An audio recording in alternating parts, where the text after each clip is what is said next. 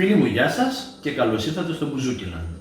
Στο σημερινό βίντεο θα προσπαθήσω να σας εξηγήσω το πώς πρέπει να είναι ένας μπουζουξής σε μια ορχήστρα. Ποια είναι δηλαδή η θέση του. Το μπουζούκι είναι ένα όργανο το οποίο είναι σολιστικό και έχει πρωταγωνιστικό ρόλο στην ελληνική μουσική. Παίζει δηλαδή τις εισαγωγές και συνήθως στις ορχήστρες πάντα τα μπουζούκια βρίσκονται μπροστά από τους υπόλοιπους μουσικούς, τον ντράμερ, τον μπασίστα, τον κιθαρίστα. Άρα έχουν κατά κάποιο τρόπο πρωταγωνιστικό ρόλο.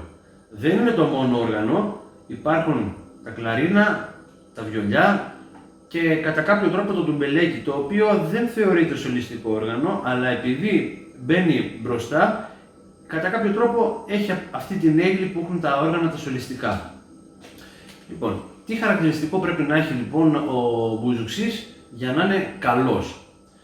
Το σημαντικότερο χαρακτηριστικό είναι όταν θα βγεις να παίξεις σε μια ορχήστρα να έχεις αυτοπεποίθηση.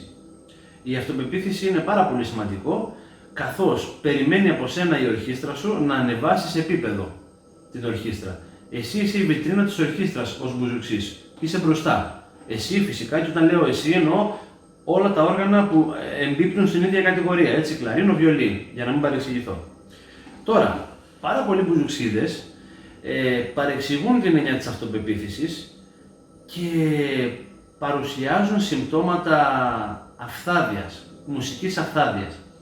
Η μουσική είναι επικοινωνία, είναι αρμονία, είναι ισορροπίες. Επομένως, δεν μπορεί να υφίσταται ένας μουσικός, είτε αυτός είναι ο μπουζουξής, είτε αυτός είναι ο κλαρινίστας, είτε είναι ο βιολιτζής, είτε το τουμπελέκι. Δεν μπορεί να υφίσταται το να είσαι αφθάδης, να προσπαθείς να καπελώσεις τους πάντες, να μην αφήνεις τους άλλους να παίζουν τα μέρη τους ή να παίζεις με υπερβολική ένταση σε σημείο να καπελώνεις τους άλλους. Πρέπει να έχεις αυτοπεποίθηση και όχι αφθάδεια. Πρέπει να έχεις σεβασμό στους συναδέλφους σου. Θα έρθει η ώρα που θα έχεις το μέρος σου. Θα έρθει η ώρα που θα πρέπει να φανεί και ο πίσω μουσικός, να κάνει το σόλο του και ο μπασίστας, να κάνει το σόλο του και ο κιθαρίστας, να κάνει το σόλο του, γιατί όχι και ο ντράμερ. Επομένως, ναι μεν περιμένει από τους σολίστες της ορχήστρας η ορχήστρα να τραβήξουν μπροστά, αλλά πρέπει να υπάρχει πάντα σεβασμός και ισορροπία. Άρα πρέπει πάντα να προσέχεις να παίζεις τα μέρη σου και να σέβεσαι τους υπόλοιπους μουσικούς όταν παίζουν τα δικά τους μέρη. Έτσι θα είσαι πάρα πολύ παραγωγικός και θα πρέπει να δουλεύεις για το σύνολο, όχι για τον εαυτό σου. Θα φανείς και εσύ μέσα από το σύνολο, να είσαι σίγουρος γι' αυτό.